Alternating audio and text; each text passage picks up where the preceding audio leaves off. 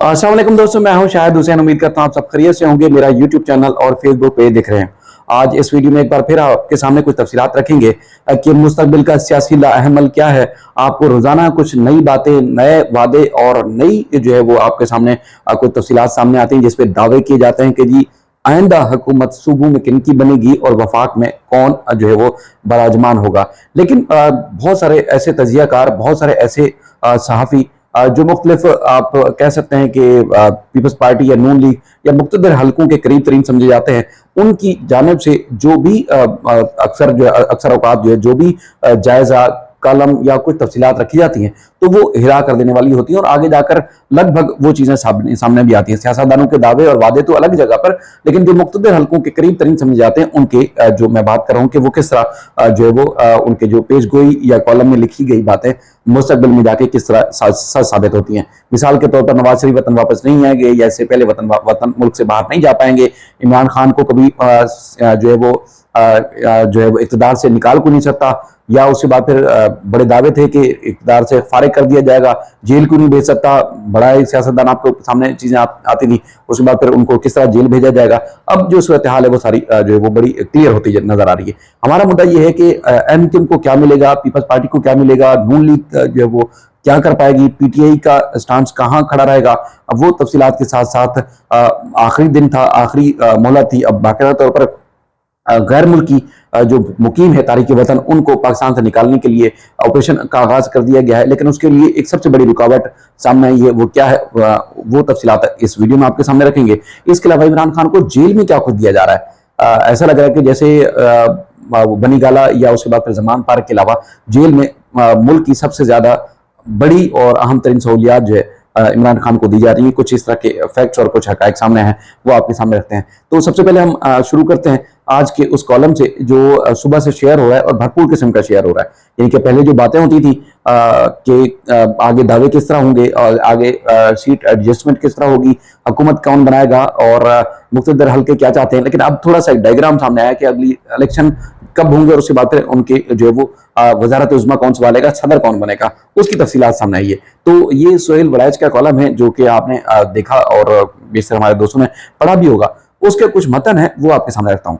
वो ये है कि तबसरों, तजियों और मशरूम को छोड़ें। वो कहते हैं जी आइए आज जाने कि फैसला साज मुस्तकबिल के ताने बाने किस तरह जो है वो बुन रहे हैं, उनकी सोच और अंदाजे और तखमीने क्या हैं। इस सारा को जानने के बाद आखिर में जायजा लेंगे कि इनके अंदाजे और सियासी फैसले कितने दुरुस्त और इनके नतायज क्या बरामद होंगे। जान लें कि यह तय है कि इलेक्शन जनवरी नहीं तो फरवरी में जरूर इनकाद पजीर होंगे, कोई हादसा या अनहोनी नहीं हुई तो। यह भी वाज़ेह है कि खिलाड़ी खान इलेक्शन के दौरान जेल में होंगे, इलेक्शन से पहले ही नाअहल भी करार दिए जा चुके होंगे। आला सतह पर अंदाजा लगाया जा सकता है कि आइंदा पार्लियामान हैंग होगी। अच्छा, किसी भी जमात को कतई अक्सरियत नहीं होगी। सबसे ज्यादा सीटें लेने वाली जमात को वजारत उज़्मा मिलेगी और दूसरे नंबर पर आने वाली जमात को मुल्क की सदारत मिलेगी। जराये के मुताबिक तखमीना लगाया गया है कि नूनी 75 से 80 नशिस्तें हासिल करेंगे और जबकि पीपल्स पार्टी वाले 60 से 65 सीटें जो जीतेंगे।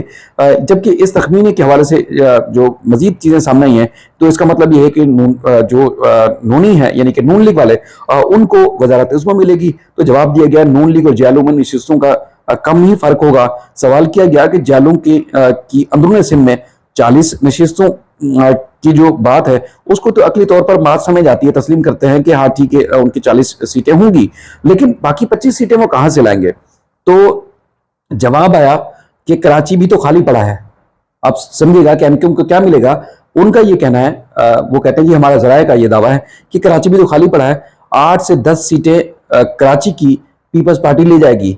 नूनी और जियालू में बढ़ती हुई खलीज के हवाले से भी वो कहते हैं जी मामला तय किए जा रहे हैं। जियालू की जारहाना गोलाबारी के बाद नूनी ने एमक्यूएम और जीडीए से पींगे बढ़ाना शुरू कर दी थी, मगर लगता है कि नूनी और जियालू के दरमियान सीज फायर करा दी जाएगी। पंजाब और सिंध की निगरान हुकूमतें भी ये टकराव जो है नहीं चाहती। आइंदा इलेक्शन के हवाले से ये मालूम हुआ है कि अमेरिका और मगरबी दुनिया के ममालिक ये चाहते हैं कि पाकिस्तान में जल्द अज जल्द इलेक्शन हो। एक मगरबी सफारतकार के मुताबिक इलेक्शन जैसे भी हों वो पाकिस्तान को आगे ही लेकर जाएंगे, इसलिए मगरबी दुनिया इलेक्शन जैसे भी हों इनको कबूल भी कर लेगी। अब वो कहते हैं जी आगे की सूरत हाल। लीजिए ये भी सुनिए, जैसे जैसे नूनियों को यकीन होता जा रहा है कि इन्हें इक़्तिदार मिलने वाला है, वैसे वैसे इनके अंदाज़ो अतवार और इनका लहजा भी तब्दील हो रहा है। उनके लीडर और तर्जुमान जो बरसों तक जमहूरी लाग लापते थे, जगह जाकर रियासती बयान की असीर हो गए हैं और मसालत की बात करने वालों पर नाराज होते नजर आ रहे हैं। हद तो ये है कि अपनी साबका हलीफ पीपल्स पार्टी को यह धमकी दे रहे हैं कि 90 की दिहाई की तरह एमक्यू और सिंध की इंतखाबी घोड़ों से मिलकर सिंध में पीपल्स पार्टी मुखालिफ हुकूमत बना सकते हैं। गोया अभी इक़्तिदार में आए नहीं और वही पुरानी सोच फिर ऊद कर आई है। खुदा करे नूनी कुछ सीख सकें और उसके बाद दोबारा इस मुल्क में महाजराई की सियासत शुरू ना करें। इन्हें तो चाहिए कि वो इंसाफियों के साथ भी इक़्तिदार में किसी भी को शरीक ना करें, यानी कि उनके साथ भी मामला ये अच्छे हों। और तारीख ने साबित किया है कि ये पॉलिसी गलत है। और उसके बाद फिर उनका ये कहना है कि चार्ट ऑफ डेमोक्रेसी थी, उसके बाद फिर 18वीं तरमीम के बाद जमहूरियत और पार्लियामेंट सियासत को मजबूत किया, जबकि सियासी जमातों की आपस में महाज आराई जो है वो जमहूरियत, पार्लियामेंट और ऐसा ऐसा इन सारी चीज़ों को नुकसान हुआ है। ये दावा है जो है वो सुहेल वड़ाइच साहब का। अब मामला जिस तरह हम देखते हैं कि कुछ लोगों की तरफ से दावे किए जाते हैं जी कराची या सिंध में ये अक्सरियत एमक्यूएम हासिल करेगी और उनको सूबे में भी और वफाक में भी उनकी हुकूमत या उसके बाद फिर इनको बड़ा उसमें शराकतदारी मिल सकती है, बड़ी नशीसें जीतेंगी। लेकिन दावा किया जा रहा है कि 8 से 10 सीटें तो ले जाएगी जो है वो पीपल्स पार्टी। तो फिर आगे क्या होगा? तो ये बड़ी सोच विचार की बात है कि बड़ी बड़े कहते हैं दावे करने के बाद एमक्यूएम को क्या मिलेगा। ये बड़ी सूरत हाल बड़ी गंभीर हो रही है। उसके बाद आपने देखा कि वो किस तरह पस मंजर सामने कर रहे हैं, मंजर कशी लोगों के सामने क्या रख रहे हैं कि किसको क्या मिलेगा, वो आपके सामने अब वाज़ेह हो चुका है। दूसरा जो हमारी खबर है वो बड़ी अहम है, क्योंकि दावा किया जा रहा है, वो दावा ये है कि जनाबे वाली के जो इमरान खान साहब हैं उनको तो जेल में इतनी सहूलियात दी गई हैं, इतनी सहूलियात दी गई हैं, शायद उन्होंने बनी गाला या उन्होंने जमान पार्क में भी इंजॉय नहीं की होंगी।